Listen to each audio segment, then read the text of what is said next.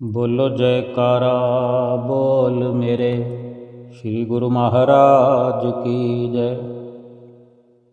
सभी गुरुमुख प्रेमियों से सप्रेम जय सच्चिदानंद। एक साधु देश में यात्रा करने के लिए, भ्रमण करने के लिए पैदल निकल पड़े। एक बार रात्रि के हो जाने पर वो एक गांव में एक आनंद नाम के व्यक्ति के दरवाजे पर रुके, ठहर गए। आनंद ने उस साधु की खूब सेवा की और दूसरे दिन आनंद ने बहुत सारे उपहार देकर साधु को विदा किया। साधु ने भी आनंद के लिए प्रार्थना की, आनंद से कहा कि मेरी तरफ से दुआ है, आशीर्वाद है और मैं भगवान से प्रार्थना करता हूँ कि तुम दिनों दिन बढ़ते रहो, तरक्की करते रहो। तो साधु की बात सुनकर आनंद हंस पड़ा और बोला, अरे महात्मा जी, जो है मेरे पास ये भी रहने वाला नहीं है। आप और दे रहे हो, तरक्की करने का आशीर्वाद दे रहे हो, भगवान से प्रार्थना कर रहे हो, लेकिन जो मुझे पहले से मिला हुआ है, क्या ये मैं अपने पास संभाल पाऊंगा? ये भी नहीं रहेगा। तो साधु आनंद की ओर देखता ही रह गया और फिर वहाँ से चुपचाप चला गया। 2 साल के बाद साधु फिर वहाँ से गुजरा, आनंद के घर पहुँचा और देखा कि सारा वैभव जो उसका था, जैसा कि उसने पिछली बार उपहार दिए साधु को, धन धान्य से भरपूर था, तभी उपहार साधु को मिल पाए। तो उसने जो वैभव देखा था, अब 2 साल के बाद देखा तो सब वैभव आनंद का समाप्त हो चुका है। और ये पता चला कि आनंद अब पास वाले गांव में एक जमींदार के यहाँ नौकरी करता है। बड़ा परिवर्तन हो गया। साधु वहीं पास के गांव में आनंद से मिलने गया। आनंद ने अभाव में पहले जैसा ठाट बाट तो था नहीं, लेकिन अभाव में ही सही उन साधनों की कमी होते हुए भी साधु का स्वागत किया। उस वक़्त वो झोंपड़ी में रहता था, झोंपड़ी में ही फटी पुरानी चटाई बिछाकर बिठाया, खाने के लिए सूखी रोटी आगे रखी। दूसरे दिन जाते समय साधु की आंखों में आंसू आ गए। साधु भगवान से प्रार्थना करता है आनंद के सामने कि हे भगवान, ये तूने क्या किया? क्योंकि उसे अच्छा नहीं लग रहा था कि इतना अच्छा इंसान है ये आनंद, हर स्थिति में साधु सेवी है, साधु की सेवा करने वाला ये जीव है, इसके साथ ये क्या हो गया? तो आनंद पिछली बार की तरह फिर हंस पड़ा और बोला, महाराज, आप क्यों दुखी हो रहे हैं?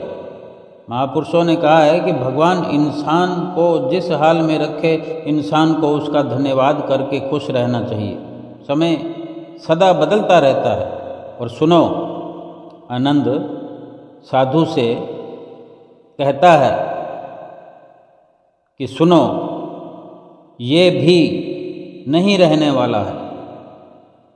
साधु मन ही मन सोचने लगा, मैं तो केवल अपने भेष से साधु हूँ, एक साधु का चोला पहना है।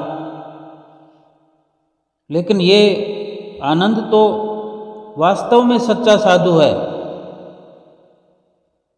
और आनंद से कहने लगा साधु कि भाई तुम तो सच्चे साधु हो। ये कहकर साधु चल दिया। कुछ सालों के बाद साधु फिर यात्रा पर निकला और आनंद से मिला, तो देखकर हैरान रह गया कि आनंद तो अब जमींदारों का जमींदार बन चुका है। जैसे कि पहले पिछली बार मिलने पर जमींदार के यहाँ नौकरी करता था आनंद, अब जमींदारों का भी जमींदार बन गया, यानी बड़ा जमींदार बन गया है। और ये भी मालूम हुआ कि जिस जमींदार के यहाँ आनंद नौकरी करता था वो बिना संतान का था, उसकी कोई संतान औलाद नहीं थी। तो मरते समय अपनी सारी जायदाद वो आनंद के नाम कर गया। साधु ने आनंद से कहा, अच्छा हुआ वो जमाना गुजर गया, भगवान करे अब तू ऐसा ही बना रहे। तो सुनकर आनंद फिर हंस पड़ा और कहने लगा, महाराज अभी भी आपकी नादानी बनी हुई है। तो साधु ने पूछा, क्या ये भी नहीं रहने वाला है?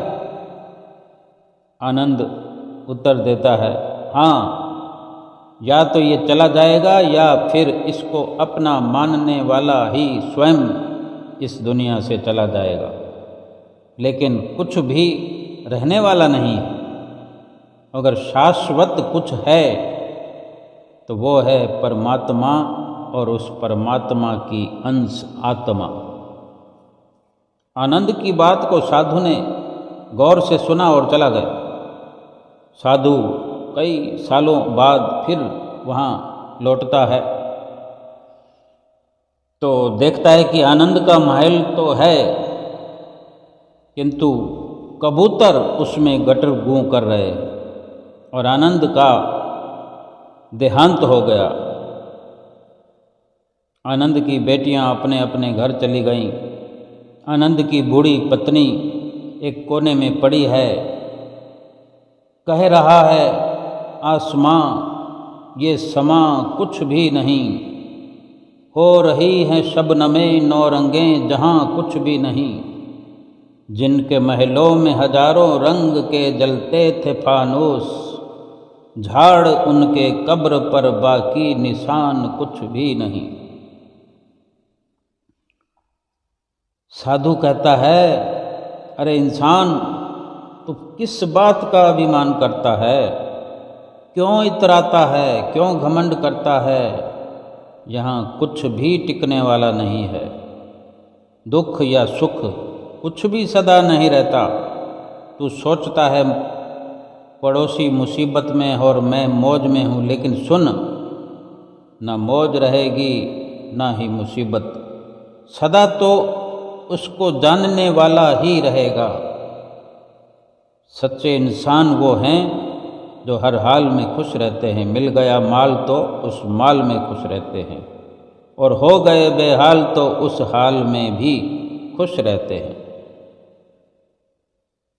इस प्रकार साधु को भी आनंद की बातें समझ आने लगी। साधु कहता है, धन्य है आनंद तेरा सत्संग, और धन्य है तुम्हारे सतगुरु। मैं तो झूठ मूठ का साधु हूँ, असल फकीरी तो तेरी जिंदगी है। अब मैं तेरी तस्वीर देखना चाहता हूँ, कुछ फूल चढ़ाकर दुआ तो मांग लूँ।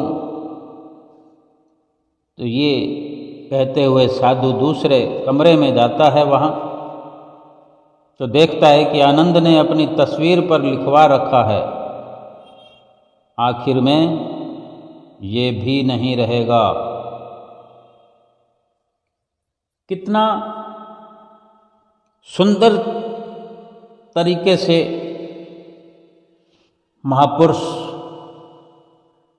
हम जीवों को समझाते हैं, कितनी सरलता से समझाने का प्रयास करते हैं, लेकिन फिर भी क्यों हम नहीं समझना चाहते, क्यों हम महापुरुषों की सरल वाणियों को अपने लिए इतना जटिल बना लेते हैं और जटिल बना लेते हैं अपना जीवन, सब कुछ जानते हुए कि कुछ भी रहने वाला नहीं है। हम जिस प्रकार का मान इस दुनिया में आकर कभी अपने परिवार का मान करते हैं, कभी रुतबा धन माल का एतबार करते हैं और उस पर इतराते हैं, कभी अपने धन यौवन पर गरूर रखते हुए अकड़ अकड़ कर चलते हैं। लेकिन जो सत्यता है वो हमने समझने का प्रयास कभी नहीं किया कि साधु ने जो कहा कि तुम्हारी जो जिंदगी है वो धन्य है और तुम स्वयं धन्य हो, तुम्हारे सतगुरु धन्य हैं, क्योंकि साधु वेश से ऊपर के पहनावे से साधु होना बेशक दूसरों को जतलाया जा सकता है कि मैं साधु हूं, लेकिन क्या हमने अपने भीतर सादगी को धारण करने का प्रयास किया है? सादगी से जीवन व्यतीत करने का कभी प्रयास किया है, कर रहे हैं? क्योंकि जब कुछ रहना ही नहीं है, कुछ टिकने वाला ही नहीं है, फिर ऐसी वस्तुओं पर, ऐसे संसार पर, ऐसे घर बार पर क्यों इतराना? कभी हम सोचते हैं कि आज हम मुसीबत में हैं और लोग मौज कर रहे हैं, कभी हम सोचते हैं कि हमारा पड़ोसी जो है मुसीबत में है और हम मौज कर रहे हैं। ना तो हमारी मौज रहेगी, ना पड़ोसी की मुसीबत, और ना हमारी मुसीबत रहेगी, ना पड़ोसी की मौज रहेगी। हमेशा हमेशा के लिए सुख और दुख दोनों को जो जानने वाला है, जो इनको समझने वाला, जो इनको समझ पाएगा, वही रह सकता है और वही रहता है। और वो तो ये अजर अमर जीवात्मा है। और जो जीवात्मा का ज्ञान कर लेते हैं, जीवात्मा की पहचान करते हैं, लखता कर लेते हैं, सच्चे इंसान वही है जो हर हाल में खुश रहते हैं, चाहे मौज हो या मुसीबत, बेहाल में भी वो खुश रहते हैं। और ये तभी मुमकिन है कि अगर जीवन में सतगुरु का मिलन हो जाए, जीवन में सतगुरु की उपलब्धि हो जाए, तभी इस प्रकार का जीवन में एक उजाला हो सकता है, एक शिक्षा प्राप्त की जा सकती है। और हम गुरुमुख तो भाग्यशाली हैं ही, क्योंकि हम गुरुमुखों को क्या मिला हुआ है, क्या उपलब्धि प्राप्त है, कौन सी दौलत प्राप्त हुई है, संसार की जो स्थिति है उसको अगर एक बार दरकिनार कर दे थोड़ी देर के लिए ही सही सोचें हम, थोड़ी देर के लिए हम रिलैक्स करें और संसार से नज़र हटा लें और अपनी एक बाहर से भी स्थूल दृष्टि के नज़रिए से भी और असल तौर पर एक सूक्ष्म नज़र अपने सतगुरु का जो हमें आश्रय प्राप्त हुआ है, इस प्रकार के वातावरण पर हम अपनी नज़र गढ़ाकर बड़ी निमग्नता से, परिपक्वता से एक सुंदर रिश्ता जोड़कर थोड़ी देर के लिए बिल्कुल अपनी सुरति को निर्लेप करके, कोई नहीं है हमारा, इस शरीर को भी नज़रअंदाज करें, क्योंकि शरीर को नज़रअंदाज कर दिया तो संसार की सारी नज़रअंदाजी हो जाएगी। हम केवल एक आत्मा, अंतर आत्मा बन करके परमात्मा स्वरूप सतगुरु से जुड़ करके केवल उसी का ख्याल, उसी का दीदार, उसी में मिल करके उसी को ही अपना सर्वे सर्वा समझकर, उसी को सहारा मान करके थोड़ी देर के लिए सोचे कि जब कुछ रहने वाला ही नहीं है, जिसको हमने थोड़ी देर के लिए छोड़ दिया है, जहाँ से थोड़ी देर के लिए ही नज़र हटाई है, इसमें हम अपने लिए दूध का दूध और पानी का पानी करके स्वयं देखते हैं। अपने अनुभव से हम सतगुरु से जुड़ गए हैं। सतगुरु वही आप निराकार रूप भगवान परमात्मा परमेश्वर जो नर रूप में है, सतगुरु के रूप में है, और हम बिल्कुल शरीर से विलग होकर एक आत्मा अपने आप को मान करके परमात्मा से एक होकर उन्हीं के साथ और उन्हीं को अपना सब कुछ मान करके सोचते हैं कि जब कोई भी नहीं है हमारे साथ में, तो फिर क्यों मान, एतबार, अहंकार, घमंड हम उस झूठी दुनिया का करते हैं। जिस तरह हमने थोड़ी देर के लिए ही सोचा कि हम असल में तो जीवात्मा ही हैं। अब जीवात्मा क्या अच्छी हालत में, बुरी हालत में, गरीब, अमीर, काला, गोरा, कुछ जीवात्मा में महसूस किया जा सकता है कि ये अच्छी हालत में है कि बुरी हालत में है? आत्मा गोरी है कि काली है, बंगले में रह रही है कि झोंपड़ी में रह रही है? कुछ भी इसका निर्णय हम कर नहीं पाएंगे, क्योंकि आत्मा आत्मा है, वो परमात्मा से अलग हुई शरीरों को धारण कर रही है, और ये शरीरों के संबंध हैं।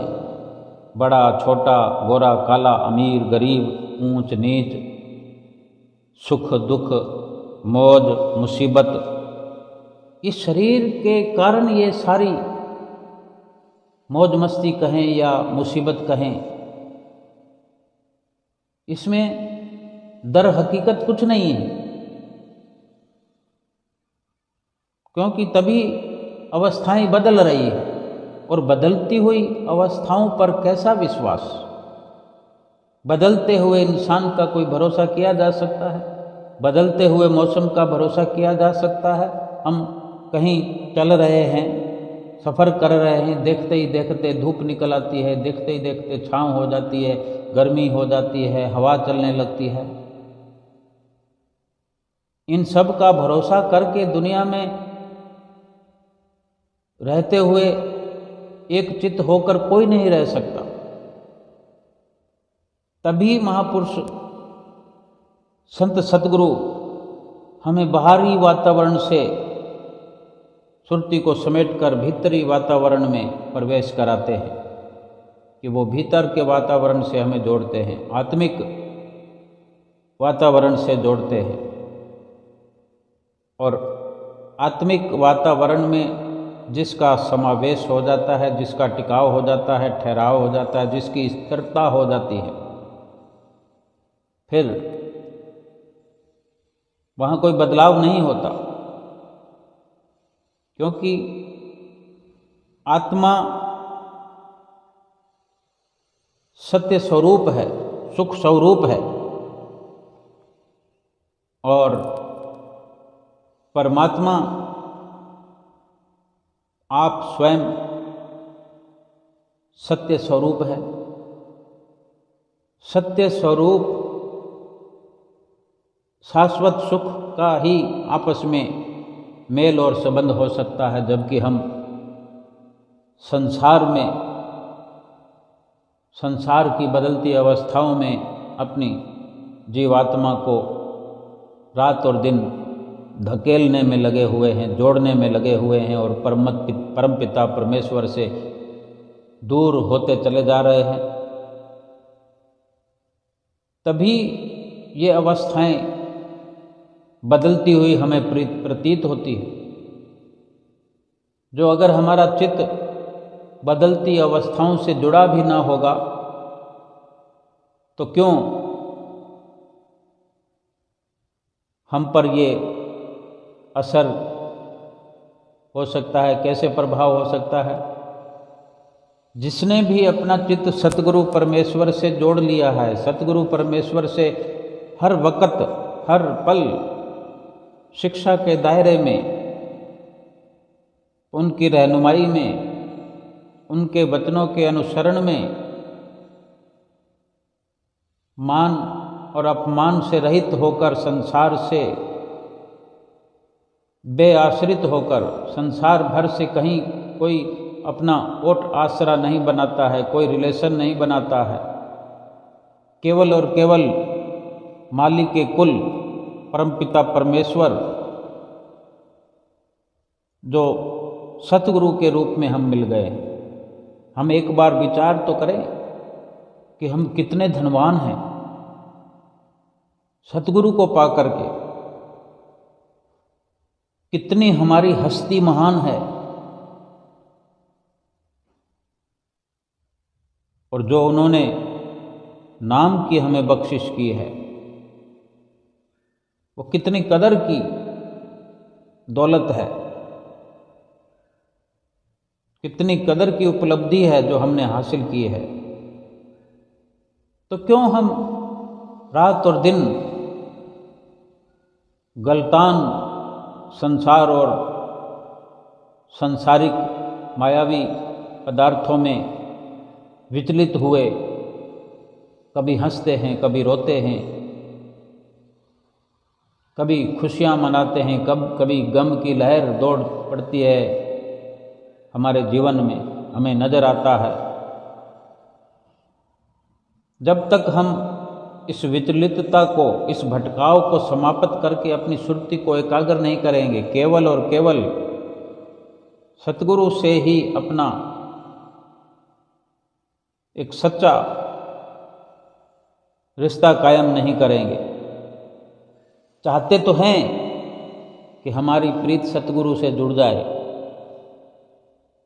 क्योंकि ये अक्सर समझते रहते हैं कि सुख सतगुरु के चरणों से जुड़ने पर मिलता है, इंसान सुख स्वरूप बन जाता है। इंसान सुख स्वरूप बन नहीं जाता। इंसान जब जीवात्मा के दायरे में होता है, जीवात्मा के नज़रिए से अगर अपने आप को देखता है तो वो सुख स्वरूप है, बनने की ज़रूरत नहीं, सुख स्वरूप है। लेकिन बनने की बार बार ज़रूरत तब पड़ती है कि बार बार हमारी सुरति सतगुरु के चरणों से हम स्वयं ही हटा करके क्षणभंगुर समानों में, नासवान झूठे रिश्तों में, झूठी दुनियावी धन दौलत में बिखेरने में लगे रहते हैं।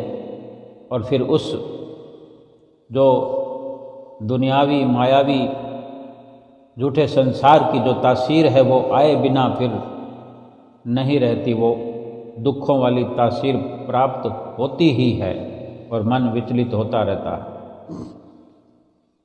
अगर हम अपना निर्णय अटल और पक्का रखें, सीधी सीधी बात है कि अगर समझ आ गई है कि ये सत्य है, ये असत्य है, फिर बार बार सत्य का रास्ता छोड़कर असत्य की ओर क्यों चल पड़ना, क्यों असत्य के रास्ते पर हमें लाभ दृष्टिगोचर होने लगता है। कहीं ना कहीं हमारा जो लक्ष्य है वहाँ से हमारी सुरती हटती है, बार बार हटती है। और जब बार बार इस प्रकार की गलती हमसे होती है तो हम अपने आप को दुखी और दुख की मुद्रा में हम अपने आप को देखते हैं। कुछ भी अवस्था संसार की रहने वाली नहीं है। ना धन रहने वाला है, ना गरीबी रहने वाली है, ना ये रूप रहने वाला है, ना यौवन रहने वाला है, ना सुख ना दुख, कुछ भी रहने वाले नहीं है। सुख और दुख की अवस्था से न्यारा होना, अमीरी और गरीबी के प्रभाव से खाली होना। जीवात्मा को करोड़ों की अरबों की जरूरत नहीं है। अगर हम जीवात्मा के नज़रिए से अपना जीवन स्थापित करते हैं इस संसार में, तो जीवात्मा को केवल प्रभु परमेश्वर के नाम जपने की ही ख्वाहिश होती है, ज़रूरत होती है। संसार में आने का मकसद भी यही है, संसार में आने की उपलब्धि भी यही है कि जिसने नाम जपा, जो नाम जपने में लगा हुआ है, अपनी उपलब्धि को हासिल कर रहा, अपनी मंजिल पर पहुंच रहा है। लेकिन जब जब भूल करते हैं, सुरती हमारी कमज़ोर होती है, माया की ओर मुड़ जाती है, हम नहीं रोक पाते, तब फिर बार बार हमें दुखों का मुंह देखना पड़ता है। पाप कर्मों की ओर प्रवृत्त हो जाते हैं। पाप करते वक्त कोई देर नहीं लगती। कोई जो बीज बोया जाता है, जितना बीज बोने में समय लगता है उससे कहीं अधिक समय उस बोए हुए बीज की जो फसल तैयार होती है उसको काटने में, उसको संवारने में, उसको मंजिल मकसूद तक पहुंचाने में, फसल को और उसका लाभ और हानि जो है उसको प्राप्त करने में लगता है। चाहे वो फसल काम की हो या बिना काम की हो, लेकिन ये मर्यादा है कि बीज बोने में जितना समय लगता है, फिर कुछ समय जब वो फलीभूत फसल होती है, तैयार होती है, फिर उसको काटने में उससे कहीं ज़्यादा समय लगता है और परेशानियों का भी सामना करना पड़ता है। लेकिन वो फसल लाभकारी है तो सब कुछ दुख प्राप्त किए हुए, मेहनत की हुई, खर्चा लगा हुआ सब का सब वसूल हो जाता है। और फसल कहीं नुकसानदायक है तो सब कुछ मिट्टी में मिल जाता है, कुछ भी हाथ पल्ले नहीं पड़ता। तो ऐसे ही हमने ये विचार करना है कि पाप कर्म तो हम जन्म जन्मांतरों से करते आए हैं। कितने जन्मों में जो पाप किए हैं वो इस एक जन्म मनुष्य जीवन में कितना मुश्किल हो रहा है उसको भोगने में। और फिर वो पाप तो धुलते नहीं कि हम और पाप इस जीवन में करते रहते हैं, लगातार करते रहते हैं। और सफाया करने का अगर कोई इंतजामात नहीं है, कोई हमने इंतजाम नहीं किया, फसल हम अगर काटेंगे नहीं और हर बार बीज बोते रहेंगे, बीज ही बीज बोते रहेंगे, तो वहाँ तो झाड़ झखाड़ हो जाएगा। अगर अच्छे बीज भी बो दिए तो भी उसका सत्यानाश हो जाएगा, क्योंकि पहले से गंदगी है वहाँ पर, झाड़ झखाड़ है।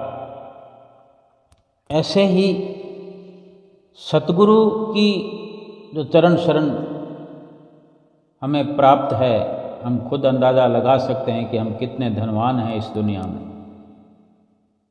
सतगुरु की चरण शरण पाकर हम कितनी बड़ी दौलत के मालिक बने हुए हैं। सतगुरु ने हमें माला माल कर दिया है नाम की बख्शिश करके, नाम जैसा रतन हमें बख्श दिया है। और अगर अब हम नाम की कमाई भी कर रहे हैं तो फिर वो दिन दूर नहीं कि हम हमेशा हमेशा के दुखों से छुटकारा पा जाएंगे। जो हमारे पापों का प्रारब्ध भोग है उसको काटने वाला सतगुरु का बख्शा हुआ नाम है। जो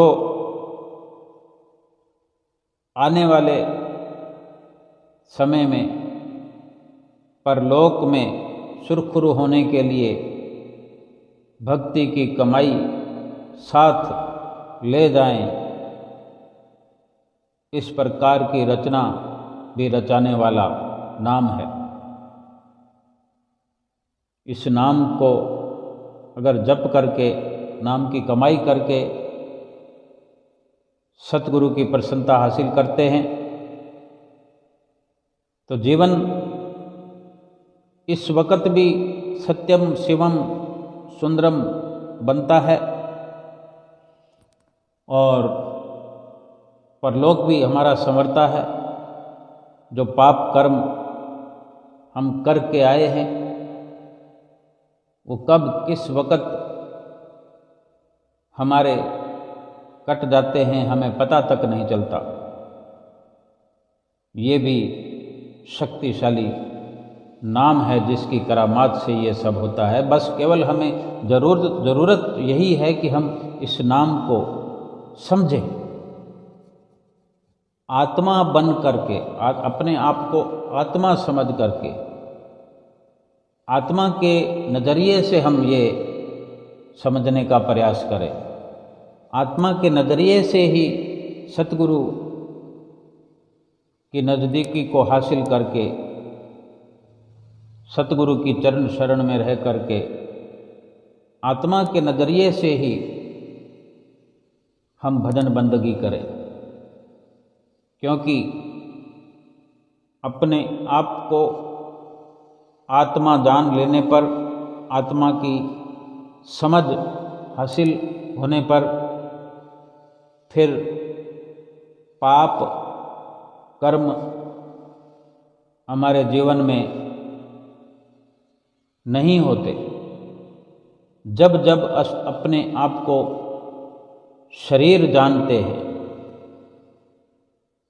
शरीर की पहचान से हम अपनी पहचान करवाना चाहते हैं, शरीर की पहचान से ही हम जब जीवन व्यतीत करते हैं तो शारीरिक गतिविधियों में पाप अवश्य होते हैं और नाम से दूरी बनती है। अगर जीवन में ये सत्य समझ में आ जाए कि हमें महापुरुष जो है बार बार समझाते हैं, जिस प्रकार इस दृष्टांत में भी साधु और आनंद के बीच में जो वार्ता हुई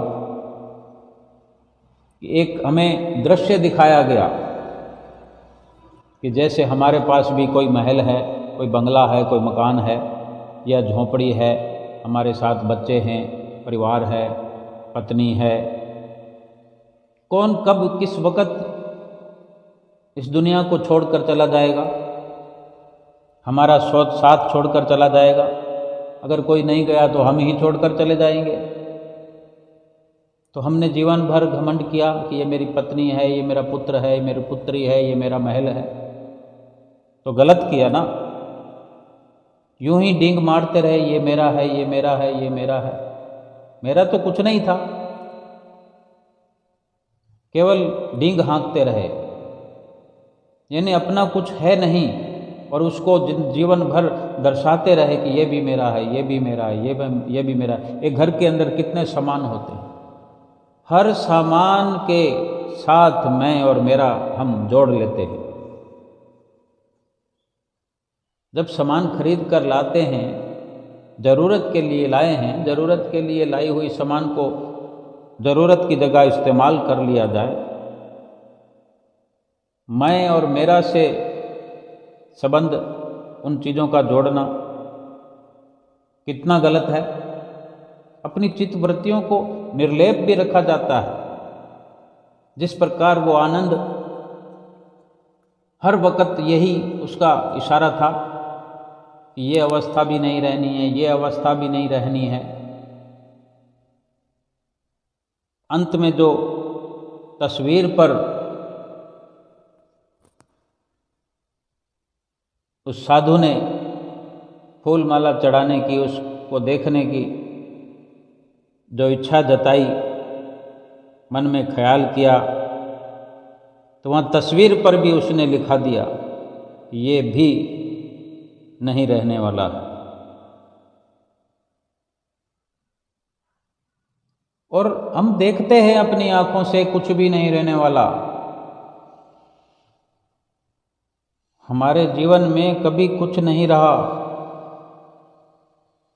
हमने बहुत सी वस्तुओं को अपने नाम कर रखा है, अपना मान रखा है, लेकिन हकीकत में उन वस्तुओं के पास जाकर अपने आप को आत्मा के नज़रिए से देखें कि क्या वो जब से हम लाए हैं वो रह गया है। हमारे अगर बैंक बैलेंस में 1 करोड़ रुपया है तो क्या वो करोड़ रुपया रह जाएगा? वो करोड़ से 1.25 करोड़ हो जाएगा, 1.5 करोड़ हो जाएगा। वो स्थिति तो नहीं रही ना। हमारा शरीर है, जैसे था वैसा रहा। हमारे शरीर के अंग अंग अवस्थाएं बदलते हुए हमें एक इशारा देते रहे। हर वस्तु बाहर की हो या शारीरिक हो या शारीरिक से संबंधों वाली हो, गली मोहल्ले की हो, सब कुछ बदलते हुए हमें एक इशारा देते हैं कि कुछ भी रहने वाला नहीं है, कुछ भी बचने वाला नहीं है। फिर भी ये सच्चाई दर्शाई जाती है संतों महापुरुषों की ओर से कि अगर कुछ रहने वाला है तो केवल यही कि अगर कुछ रहेगा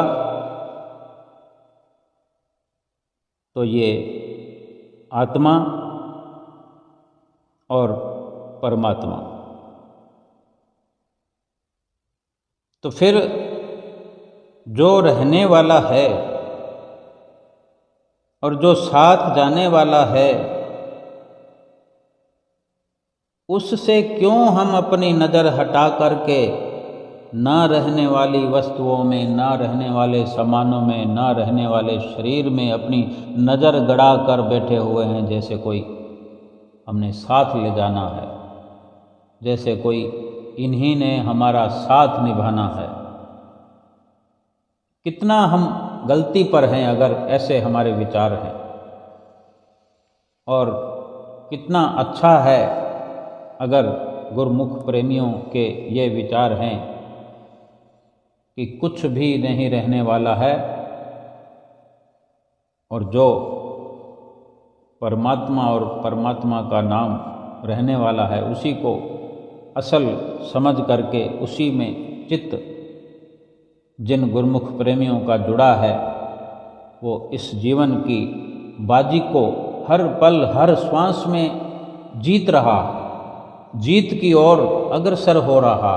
यही सच्ची जीत है और यही सच्चाई है। जिसने सच्चे नाम में अपनी लिव लगाई है, उसी ने अपनी वास्तविक मंजिल पाई है। जिसने सतगुरु की शरण प्राप्त करके सतगुरु से ही अपना रिश्ता जोड़ लिया है, उसी ने सतगुरु की प्रसन्नता पाई है